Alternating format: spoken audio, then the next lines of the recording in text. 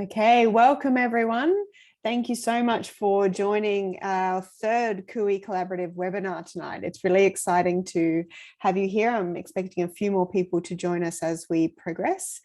And tonight's webinar is on clinical excellence. So we're going to be stepping into the world of looking at what does it look like to move beyond perfectionism into purpose-driven practice. And so before we kick into the content, I'd like to start by acknowledging the traditional owners of country that we're presenting from tonight, which is the Turrbal and the Yagara people.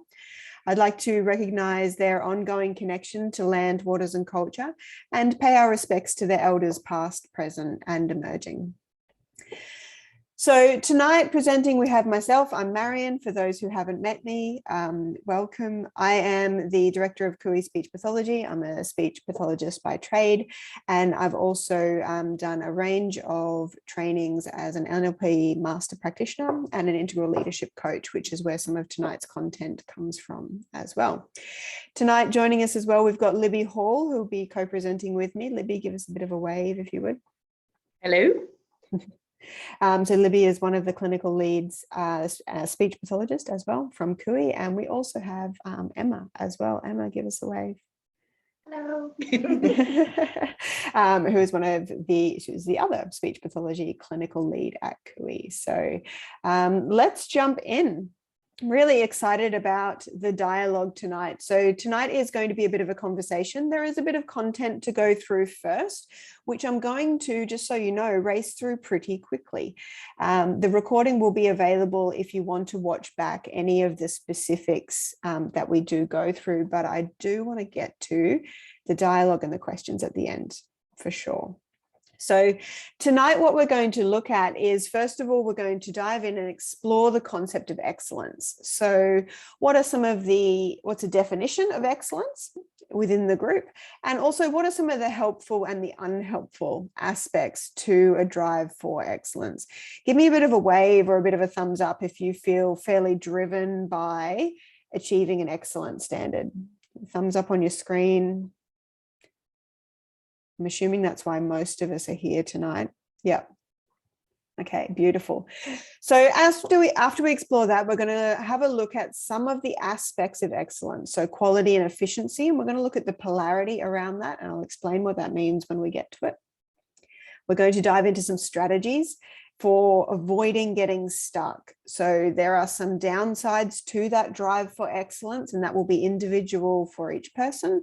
But some of the downsides might be things like burnout, procrastination, feeling stuck, feeling fatigued, or having your drive for excellence start to impact other aspects and areas of your life. So we're going to look at some strategies of what you can do when you notice that pattern happening for yourself. And we're going to end with a dialogue on perfection as well and explore it more deeply. So along the way, if you have questions or comments or sharings, please unmute yourself and jump in. You're very welcome. And we will, as I said, have space for that at the end as well. So let's start, and we'll start in the chat box. So I'd like everyone to put in just a quick definition. It can be a phrase or a sentence. How would you define excellence? What does it mean to you? I'll give us about 60 seconds for this.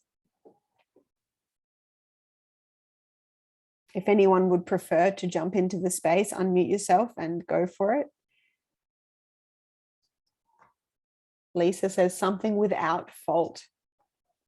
If something is excellent, it has no faults. Others? High quality from Jane. Yep. Talia says, to me, it means doing the best you can at a particular task. Yep. There's certainly no right or wrong here. Theda's got excellence is something produced of a high quality that has a high impact on the person receiving it. Nice. Others? So Laura says it's got strong connotations with achievement. Absolutely. And Catherine's agreeing there, achieving your best and high quality. We've got a few themes coming through.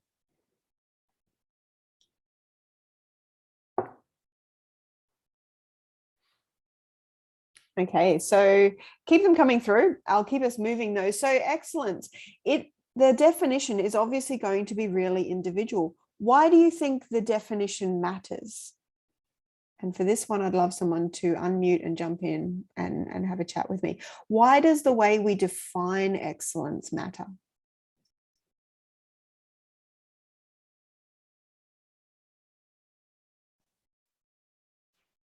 Go for it, Libby. Go for it. Mainly because it's I feel it's the importance that we hold that to, and it is what we consider we're comparing and contrasting. So yeah, exactly like what Jane said in the chat. It's what we're measuring ourselves against, right. And it's the level of that we believe should be adhered to or aimed for.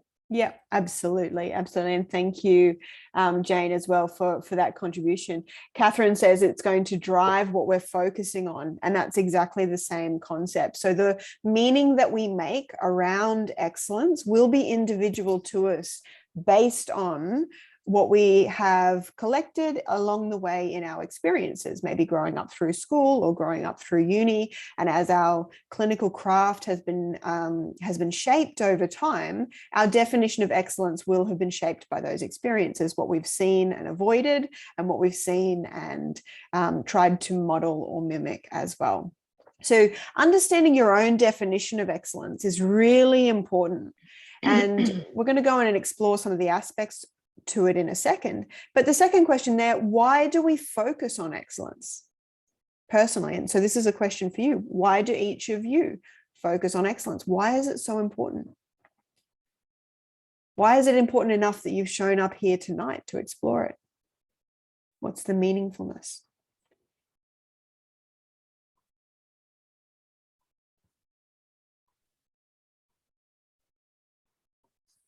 Libby, go for it. Well, yeah. From my experience, my personal experience is we are told that we are experts in our field and that we should know what we're doing, but also evidence-based practice is a really important thing in our profession, which essentially means you are providing the best possible service or possible kind of therapies, intervention, advice that is expertise, excellent, and right. Yeah. So I guess my connotations with it is that you're right, or my connotations have been that you're right all the time, and that you must strive to be the best person you can be as a clinician, as a person, whatever it is. And what I'm hearing, Libby, and what you're sharing there is it's for the sake of the clients, for the sake of the outcomes for those clients as well, right? So it's seeking that best evidence so that we can make an impact. Most of the time is... Yeah. My thoughts was around making that impact, and kind of like, if it's not excellent, then what is it? Why is it not excellent? Why can't it be excellent? Yeah. It's what we all strive for. Absolutely. And we've got a little bit going on in the chat as well. So we've got satisfaction from Lisa. Jane says it's part of her value system. And so it's really good to understand some of these things that we hold as extremely valuable to us. Talia says it's intrinsically motivating. Absolutely. Catherine's to become the best person professionally and personally, and Talia's also putting there that goal achievement and success for the clients. So there's some really positive intentions for excellence. And just before we move on from this, a couple of sharings from some of you around what does it look like when it goes well, this drive for excellence, and what does it look like when it doesn't?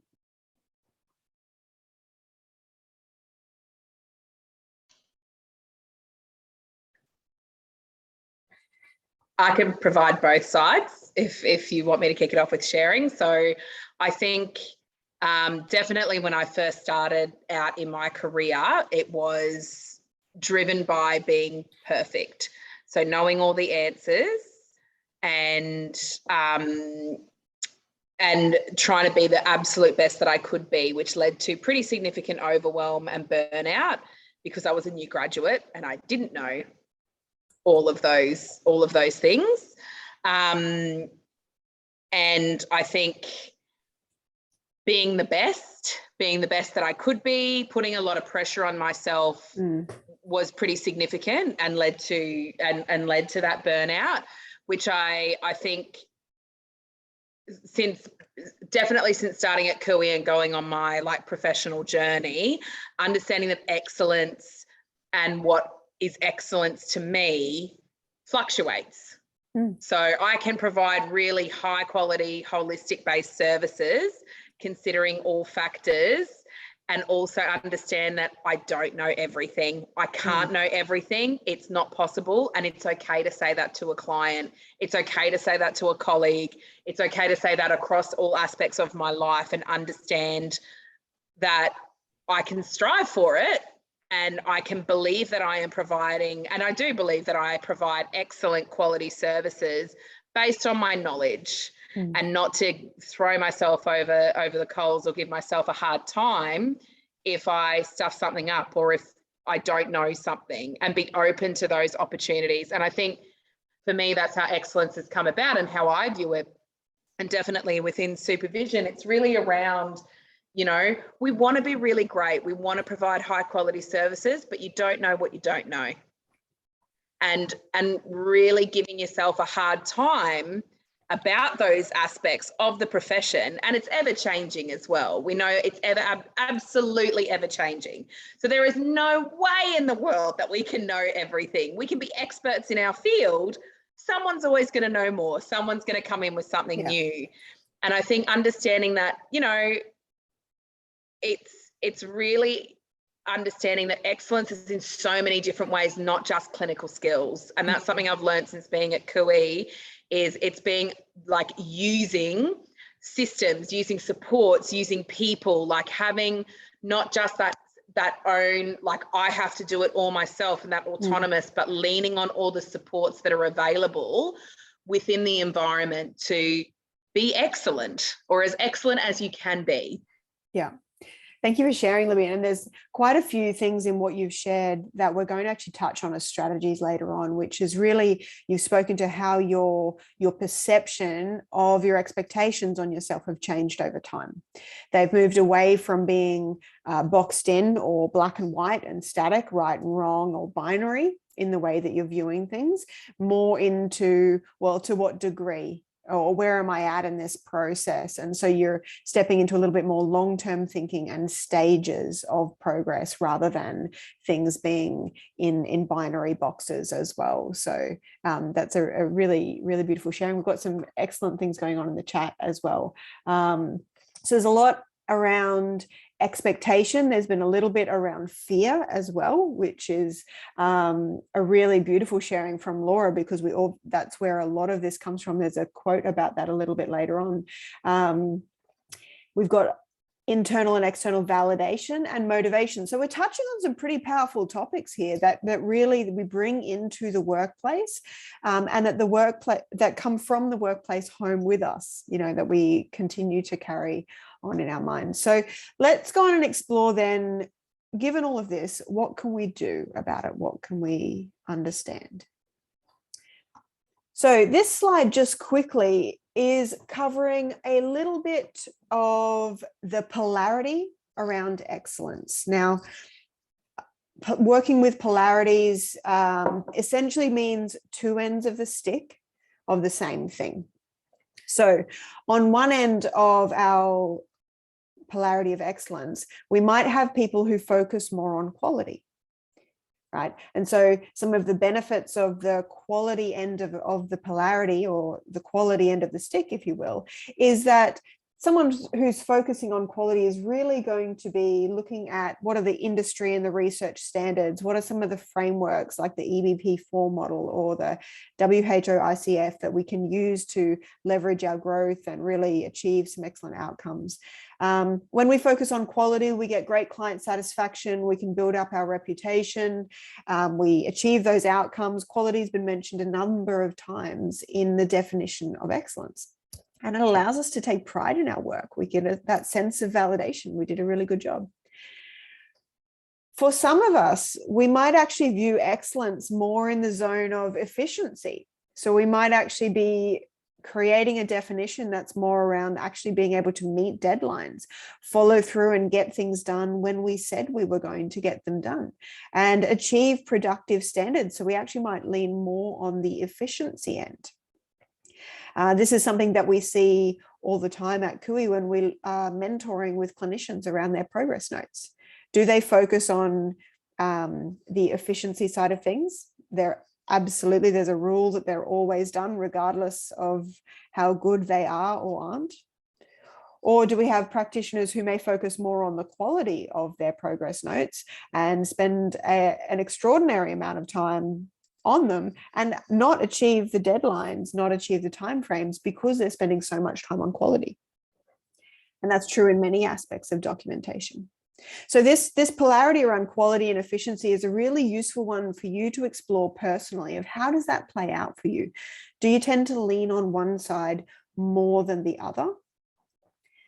Both sides of the stick come with downsides. When we focus too much on quality, it comes at the expense of time. It can lead to burnout and pressure because of that time factor, because we're investing so much into the outcomes and the standards that we're expecting from ourselves. And that can become unmanageable. And that's where that perfectionist drive can fit into this particular value system. Likewise, though, if we over-focus on efficiency, we can lose the quality. And we can make errors. We can become lax in keeping up with standards or evidence or research. We may actually only do surface level work because we don't spend enough time diving into the quality and the depth. So I'm just going to pause there for a second, just for a couple of thoughts from you, Libby, and from anybody else on how you might have noticed this polarity playing out for you in relation to how you approach excellence.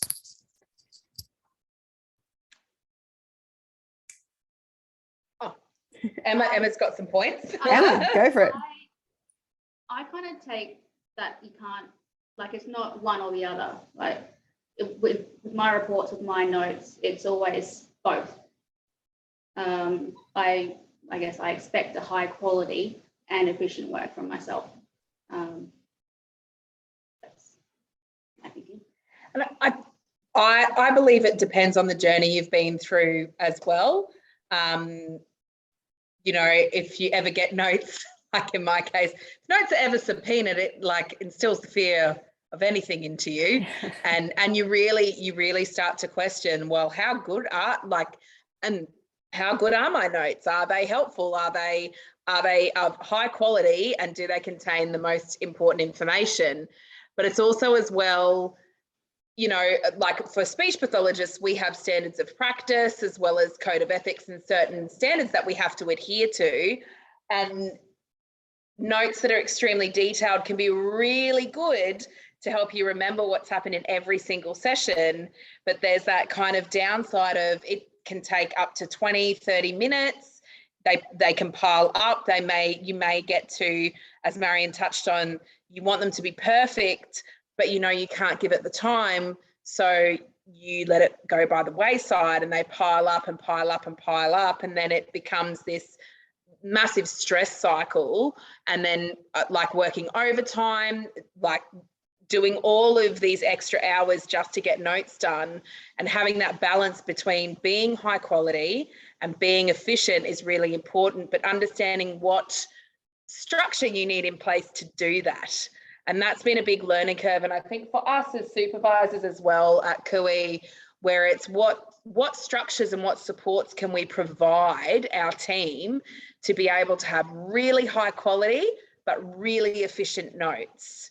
So, and this is using one specific example of notes and reports, obviously, but it's the same even for like providing evidence-based practices. Like how many of us carve out set dedicated time to go and look at research articles on an intervention that we're providing? When you have a full caseload, you have reports, you have visits, you have meetings, it can be really challenging. And that's where, like, once again, for speech pathologists, there's publications out there like Speak Out, where they summarize it for you into a really short bite-sized piece. And I think definitely for me, I used to write extremely detailed, lengthy notes, and then I completely flipped the other way into really quick, probably not the best quality notes. And this is all through my journey as a clinician, and have experienced the upsides and downsides of both. And finding that balance has led to, I would say, greater satisfaction with myself, being able to walk out the door after my shift, having all my notes done, and being able to provide them to the parents. Very much Goldilocks, too much, and then finding that just right balance, but also not putting the pressure on myself to have these extremely lengthy, detailed notes, because at the end of the day, in terms of my requirements, is what is needed and what is important and what is beneficial for the clients as well, and not just myself, but the clients. And am I collecting data and analysing constantly as I go through my sessions, is what worked, what didn't work, what can I support, what can I change? And that is where, and I'll pop that in my notes as well. So I know I'm constantly analysing and ensuring that I am providing what this client needs. And then likewise in other stuff is, I think there's a quote out there that 80%, like your 80% of your effort and your work is where you get the best quality and the most efficient kind of work done. And then you can spend hours on that last 20% and it doesn't necessarily get any better. Mm. And so, and that's like my partner's ethos. and he's an engineer, and it's been really helpful for me to have that perspective, to be like, do you know what? I have done a really great job here, and I have provided high quality, efficient services, or I've done that with my projects. And I think it's really excellent. Sorry, I rambled on that one. Thank you, Libby. Sharing from others, how have you noticed the quality efficiency play out for you? Have you noticed yourself more at one end of this polarity than the other? We'll have one more share. I know for myself, Libby almost just pretty much took the words out of my mouth. Like being in my 5th year of practice, I definitely noticed in that first 1 to 2 years where, you know, being a new grad and having really lovely supports around me in my first job in a clinic, I had a lot of extra time to focus on that quality side. And I know that my strive for excellence definitely came in on that quality side because, you know, being a young clinician, I wanted to show the families I was working with and the team I was with just like, you know, how much I knew and that I could do a really good job. And I remember spending so much time, like overly researching interventions so I could over explain them and, you know, to the families, and the notes were so detailed, like you said, Libby, I just didn't want to miss anything. And then of course that then led to so much time and burnout. And then exactly what you described, Libby, I flipped in that 3rd, 4th year of practice of, you know, now I've got full caseloads and the expectations are increasing and I don't have all that extra time anymore. And I just want to get it done. And then that quality slipping. And so, yeah, just over the last year, I'm finding myself, well, not even 6 months, find that Goldilocks, that marrying together of, well, what was the quality? What were the good things of that quality focus I had earlier?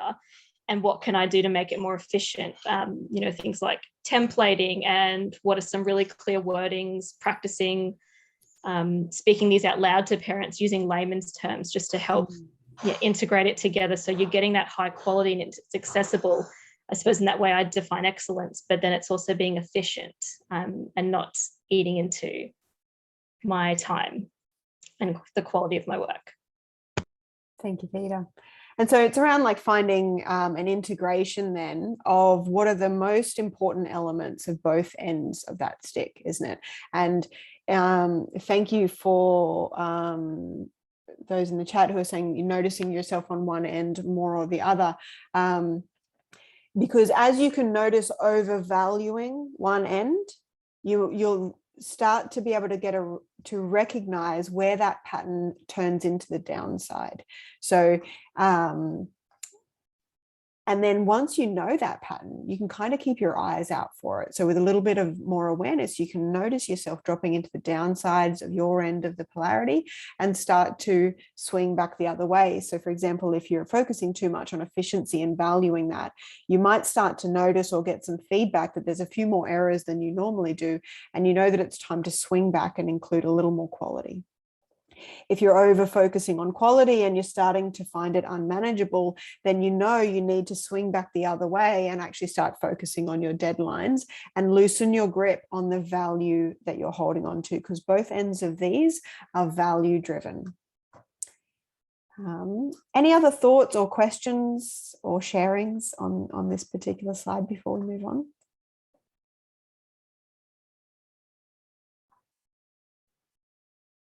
Whoops, sorry, I was talking. I like what Catherine shared in the chat, where finding that balance when you're on placement, and it's a massive challenge because you've got all of these things going on internally. You're learning all these new systems. They're generally pretty unfamiliar as well, and meeting those expectations of not just yourself but your clinical educator.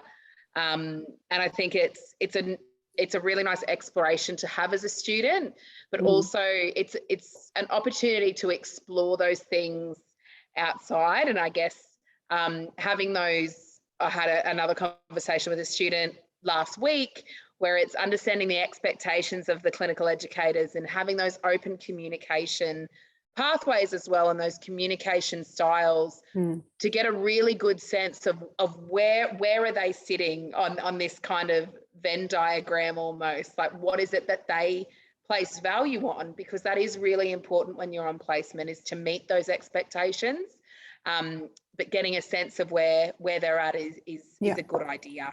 Yeah, absolutely. That's really good advice. We're going to talk a little bit more about strategies as well as we progress. So I had a thought and it's just evaporated. So it must not be for now. We'll keep us moving. So in that aim for excellence, we're not really looking for balance or equality. We're looking for integration of the two, and to be able to use discernment in the moment to go, what's needed here in this context by this person, or in this moment, where am I sitting on that flow between the two ends of this? So it's not about either or, and it's also not about equal. It's about both and. So you can actually frame this in your language. How can we meet standards and deadlines? So it's not standards or standards versus, but where you notice yourself using the word versus in the middle, if we use the word and, that's where we start to actually move towards integration.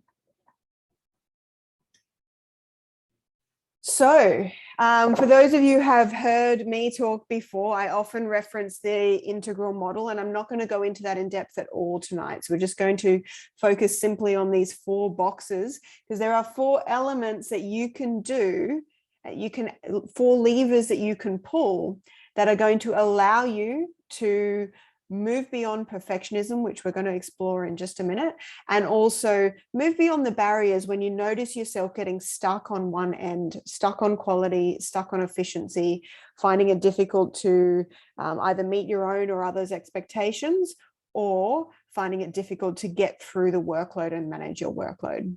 So box up the top, box number 1, the first thing, and probably one of the most important, I mean, all of these are partial elements and they all contain some truth, but they're all important. The first thing you can do is address your mindset, and we're going to talk about mindset in just a minute. So starting to recognize and build your internal self-awareness. What is your self-talk in relation to the particular area where you experience excellence getting in your way? So if you can think about, while we explore these 4 boxes, what is one area where you find that drive for excellence is actually starting to impact you negatively, or where you'd like to create a shift? And then apply these 4 action points to that. So first of all, recognizing, what is it that you tell yourself?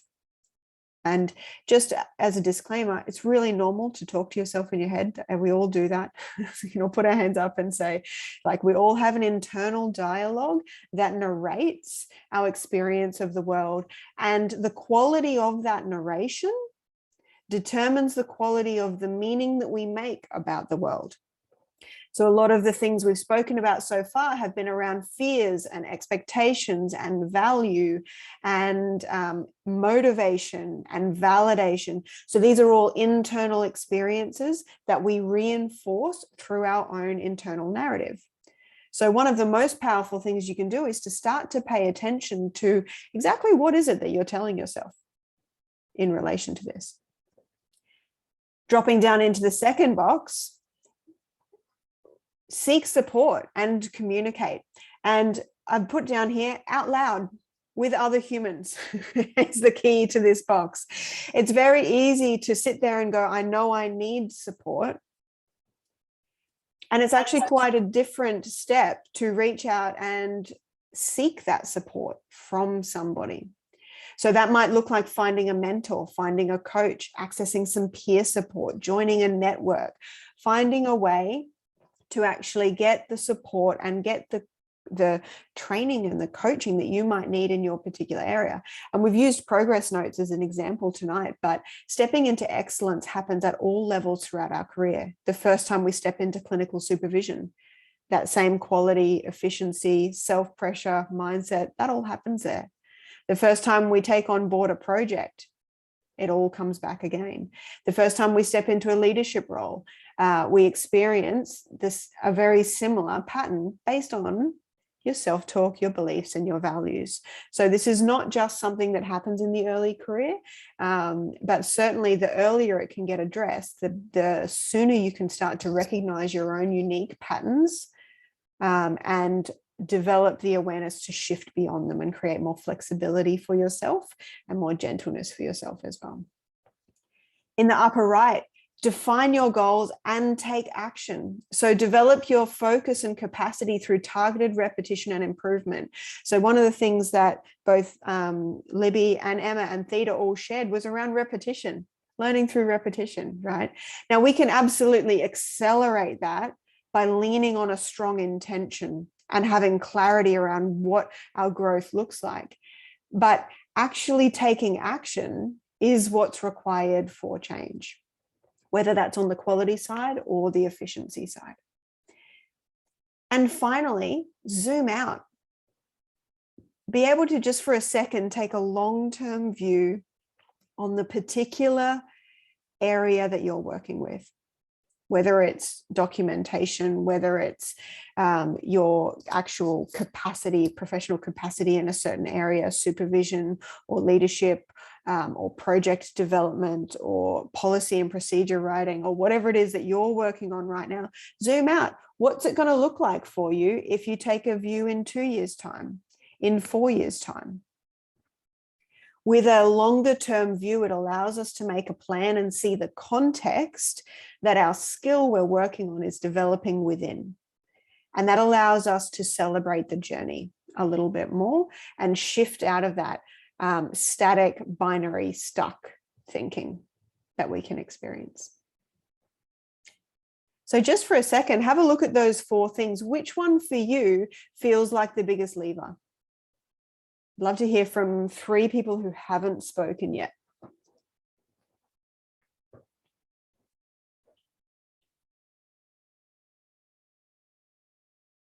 Unmute, jump in. Anyone willing to share an example of what it might look like for them?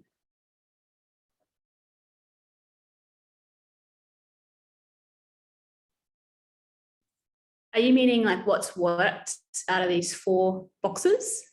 You can absolutely share what's worked. Yep, share what's worked, share what stands out to you as important or something that you could do differently. Sure. I definitely think when you seek support and communicate with others, it really does help and shift your perspective, give you some ideas. Definitely found that in the past. Yeah. Yeah, really powerful. Thanks, Lisa. And did everyone hear there that seeking support then actually leveraged one of the other boxes, which was changing her perspective? And so this is where each of these boxes can filter on and support the others. Is there one, Lisa, that stands out as to something that you could do more of? Yes, I think zooming out is a good one. I always find it difficult to think ahead sometimes, especially when you're sort of caught in that. Yeah. That's a good one for me to work on. Yeah, absolutely. It's not that easy to do. You know, these are nice, easy strategies when you look at them on a screen. Oh, take action. Well, that's obvious, Marion. Why'd you put that on the slide, right? Who here struggles with actually taking action? Maybe you think about it a lot. Maybe you like write a lot of lists. You've got a lot of intention, but actually bringing it into real life and doing things about it. Anyone experience that? I certainly have. Emma. Who here struggles with mindset? I know I've had to change my mindset a lot over the years. Yeah.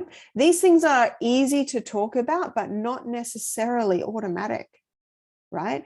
All of us have strengths and also deficits across these 4 boxes, things that come easier to us and things that don't. So having a look and thinking, oh, actually, it's a simple but a powerful thing that I could do differently that would actually help shift and create change over time. I think, can I add something to that, Marion? Just speaking from, obviously we've done a lot of this work at CUI with in professional coaching, and I know I'm in the mindset and the action are my really strong areas where it's like, this is what I need to do, this is what I want to do, this is what I'm gonna do. And I'm not great at kind of seeking the support or seeking out the supports, and that's part of my mindset as well, is I can do this. I need to be able to do this by myself. I don't need to rely on anyone. I shouldn't have to rely on anyone. And I'm using a lot of so I am talking about myself. I'm very much in that mindset kind of space. And it's been a real learning curve for me and a really great exploration and opening up to lean into that space where it's seeking out support from other people and leaning on other people and trusting in them and working as a team and working together or seeking that support, and also that zoom out, those long-term plans, not just the here and now, and getting something done and realizing down the track, oh crumb, like I probably should have cooled my jets on that and just thought forward, planned a little bit more to see how it fits. And so it's been a big, like for myself, it's been a huge learning curve in exploring these other sections that are, to be honest, quite sticky for me as well. They are quite sticky. They are really challenging. But I believe understanding this, and I've had clients that have followed me throughout services and practices that I've worked for, and their comments to me in the last 2 years is how much I have grown and developed, and how they see this much more balanced clinician. and it's really nice to hear that that from external people as well, and definitely working in a team and working alongside Emma, where I think we're almost the complete opposites. As with what we lean into, has been really eye-opening and fantastic. And not everyone finds their Emma, and I understand that.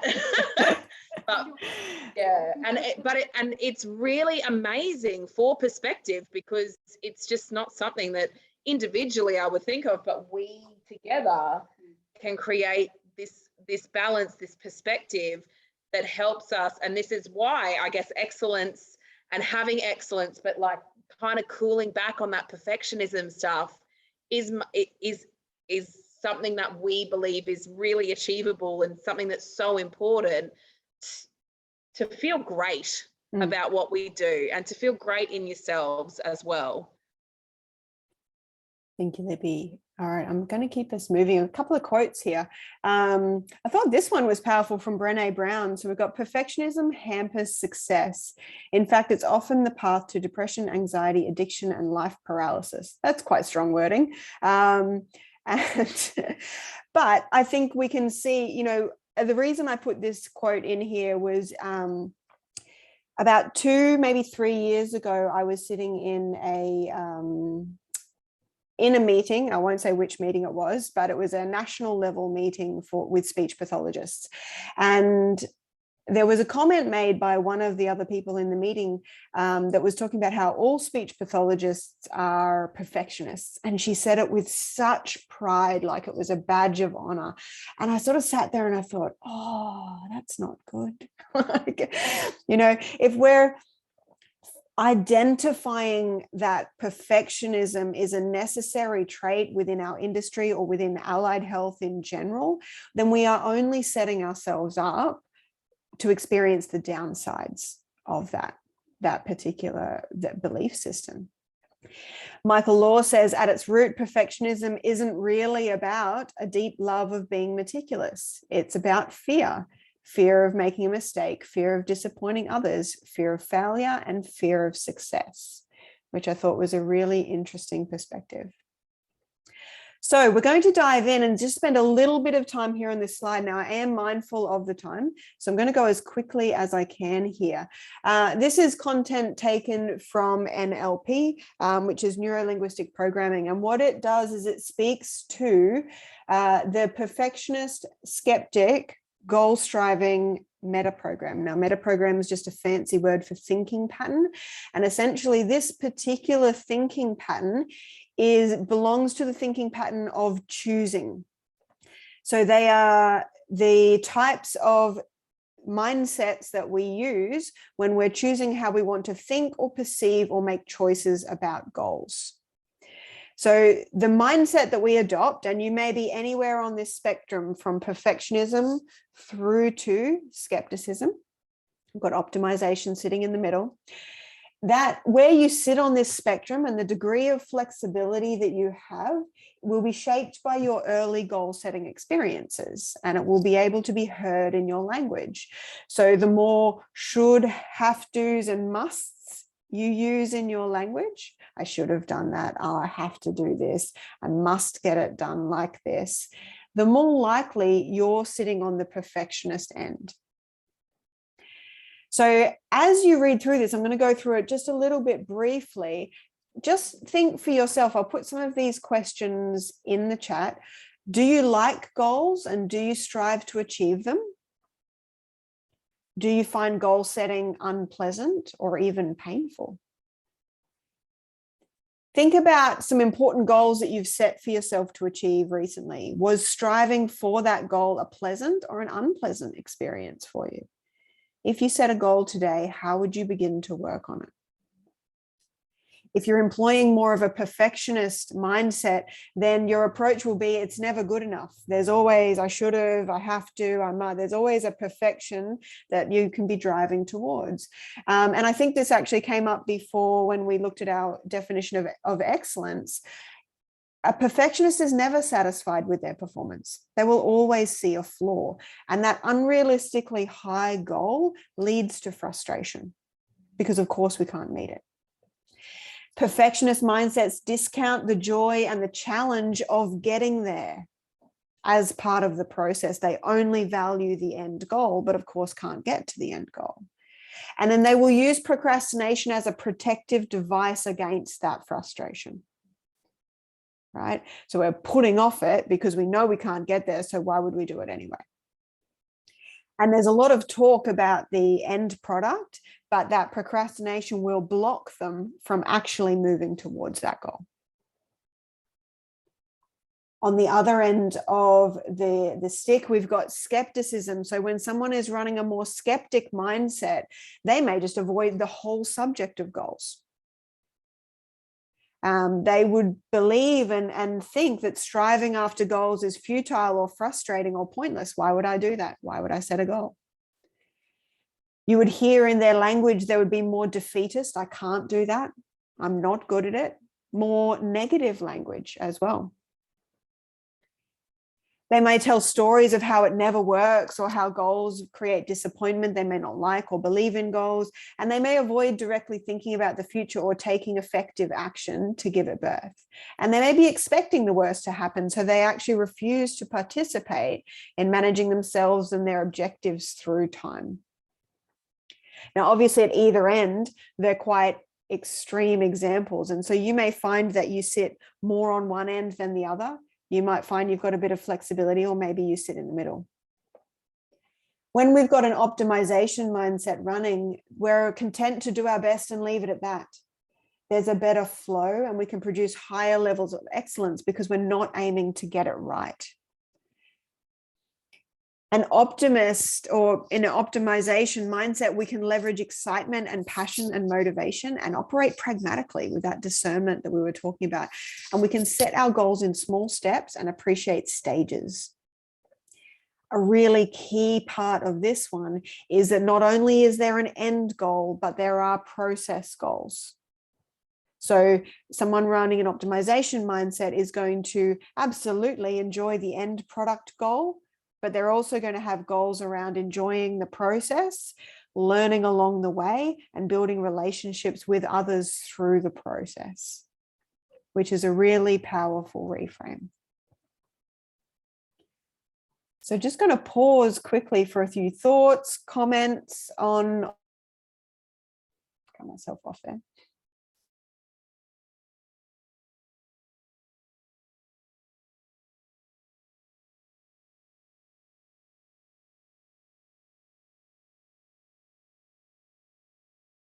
Does that land for anyone? Does it resonate? Can you notice yourself on either end?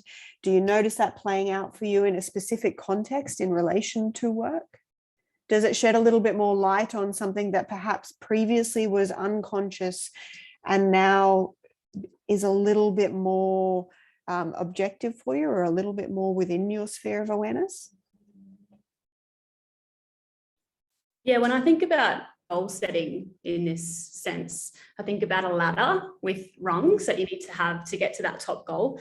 So it looks like the optimization, you're putting on those healthy rungs to get there, where the perfectionism, they might not have any rungs to get to that top. They're just expecting to get there straight away. And same with skepticism, they don't have even the top goal, I suppose, to even get to that goal.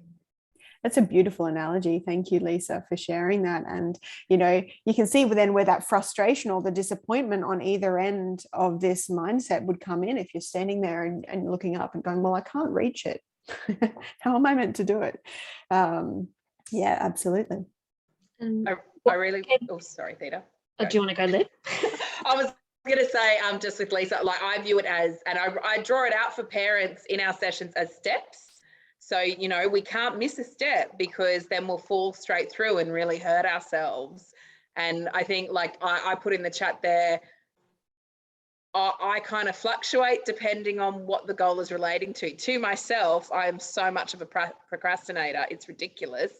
But then for clients, that's my focus. And I know that's that perfectionism that comes in, where it's like, I've got to be the best, I've got to provide the best. And that's been like, once again, one of those learning curves of finding that balance and understanding the graces that I grant myself, I can grant that across my life, not just, Absolutely. Personally. Yeah. And with that in mind as well, Lib, who here resonates with, okay, you can see the end goal and breaking things down into stages, but does anyone judge themselves for how like small that first step is? Yes. It's like, oh, but I want to be there, and yeah, I can see that pathway, but I am not satisfied with just taking that first step. This is very much me, right? It's like, I want to be there and I can see all of the, I can recognize that there's degrees of things and that kind of thing, but that first little step, I should be better than that.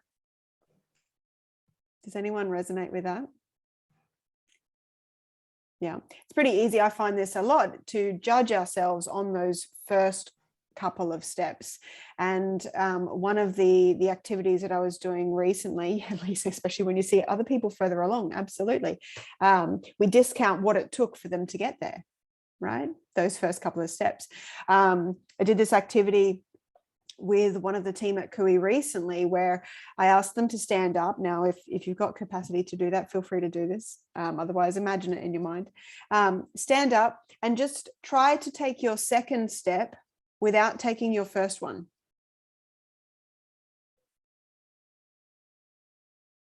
What happens?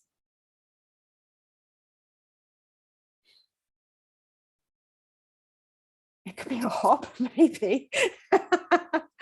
Maybe. Is it possible? No, you sort of stand there wobbling for a bit, stuck, trying to figure out what to do, right? When we aim for further along than the step we actually need to take, we stall ourselves. And this is what it means. We block ourselves from actually being where we could be because we're making that a should and not allowing the next step that we're actually meant to be taking to be good enough for ourselves. And so to keep it moving forward, just as we round out tonight, 4 keys on mindset. So key number 1, set your intention and activate small steps. Be really clear on what your intention is in relation to your professional or your personal goal. What are you intending to do? Number 2, ignite your purpose. Why is that important to you? What will it mean for you if you achieve that? There's an activity called the 5 whys, and there's another one called the 9 whys, where you go really, really deep and you ask yourself why, and why is that important to me, and why is that important to me, and you start to uncover and unpack the deeper layers around what you're valuing. For example, if we use our analogy so far throughout the evening, if we're talking about doing great quality notes on time, why is that important? So we can service our clients better. Why is serving the clients better? So they get better outcomes. Why are outcomes important to me? Because I want to make a meaningful difference. Why is making a meaningful difference important to me? Because it gives my life purpose. And then all of a sudden your progress notes are giving your life purpose. Right? So you're connecting layers of meaning by igniting your own why. No one else can do that for you. Key number 3 is stepping out of short-term thinking into long-term thinking, engaging that zoom out. If you want to be there in 5 years, where would you like to be in 2 years? Where would you need to be in 1 year? What do you need to be doing now? And is what you're learning now okay when you put it in that context? Thanks, Karen. Karen's heading off. And key number 4, have an end product goal and process goals. Step into that optimization mindset where you can create those stages and celebrate the learnings, the process, the relationship, and the enjoyment along the way, not just that end outcome.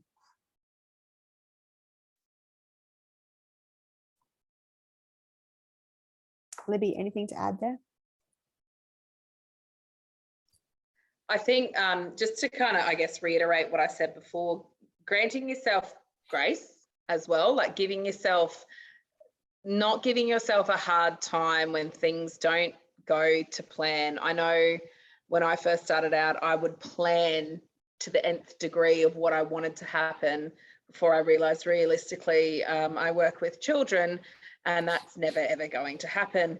And being okay with that. And I think that's where, like what I put in the chat box, having those goals there and knowing how to get there and kind of knowing those steps to get there is really important.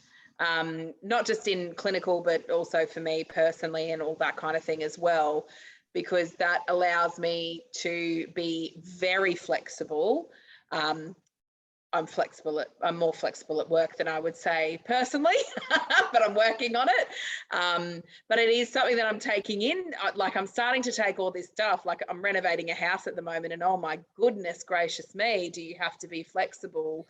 And knowing those steps and knowing all of those, like the little rungs on the ladder or all of those tiny little steps and then the half steps that you need to take because it's a really big moment, really helps with that long-term thinking and that progression and letting things go and being okay with it not going to plan, which has happened multiple times throughout my life, but extending it and being able to do these things can just create a sense of calm, a sense of relief as well. And I think it is really challenging for us in health professions to not have that perfectionist tendency. and at times that's a phenomenal quality to have, absolutely. But my experience more often than not is it's quite detrimental to the individual. And so leveraging and understanding all of these things around you and kind of having, like going back to those quadrants, having the supports, having the action plans, zooming out, doing all of these kind of steps allows you to provide that excellence without giving yourself a hard time for not being perfect. Because the reality is, realistically, you can't be perfect. It is an idea. It's not a tangible thing to me. And I think that since I've let a lot of things go, I believe that I have become a really great clinician and a really a bit of a better person to be around in general as well. not such a bit of a snappy person, still happens, but it's kind of that, that I think it's really hard to let go of perfectionism. I think it can be a really rough journey. And I think definitely a lot of the time on wherever you go, placements, workplaces, the people who you're around as well, can really impact on how you view these types of things too. I think the last webinar we did was called Finding Your Voice in Clinical Practice, and it kind of spoke to a few of those things around boundaries and kind of a bit of a pre-frame to this one that I think you can access on our website, Marion. Yep. And it might, like for some of you, if some of this has landed and you're like, but how do I do that?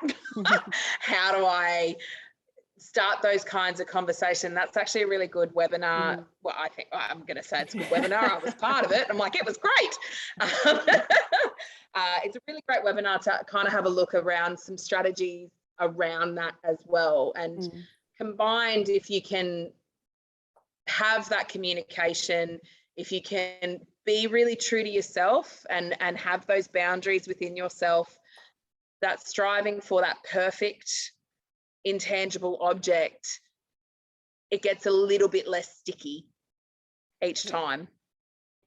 And so that flexibility that you're speaking to there, Lib, as you develop flexibility in your own mindset, regardless of which end of the quadrants or the polarities that you sit on, wherever it is for you, as you develop your flexibility, things get less sticky.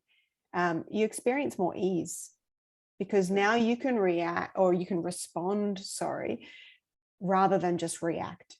You can actually have more choices in the moment. You can walk away from things you don't need to. You can pick up things you do need to and simply act on them without there being as many hang-ups going on in that self-talk on the inside that drives our physiological state. So that is the end of our content for tonight. You can stay connected with the collaborative. You will all be joining the mailing list from signing up tonight. So we will send out links to the recording and a few other things as well. So you can stay tuned for that. I'm going to pause the recording now and we will stay on. I know we've gone a bit over time, but we'll stay on for the next 10 minutes or so. If anyone has any questions and would like to stay in the group space, you're very, very welcome. And thank you all for joining us tonight.